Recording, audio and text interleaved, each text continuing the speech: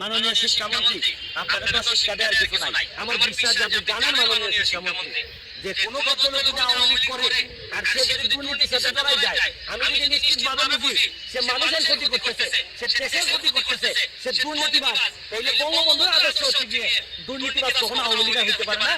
এবং দুর্নীতি করলে সে আদর্শ তারা ব্যবহার করতেছে, সে তার ব্যক্তিগত সুবিধার জন্য সে আওয়ামী লীগের ভালো চায় অথবা সে দেশের ভালো চায়, কোনো কাজ বা বঙ্গবন্ধুর ভালো আছে এটা না। এই সেলিম খান আপনিও তো জানেন সে আগে জাতীয় পার্টি করতো, জাতীয় পার্টি থেকে আইসে এখন আওয়ামী লীগের নাম দাঁড়িয়ে হয়েছে। আর আপনি আওয়ামী লীগের করে এই কারণে আপনি বলে দিলেন আপনার কনস্টিটিউয়েন্সিতে আপনি 15টা কিলো লেটার দিলেন। আমার আর কোনো কিছু বলার নাই। মাননীয় শিক্ষামন্ত্রী, আপনি সেলিম রে দরকার আনার করে দিয়ে দেন, তারপর চাঁদপুরটা দিয়ে দিন না, কারণ চাঁদপুরের মানুষ তো এখানে বেঁচে থাকতে হবে।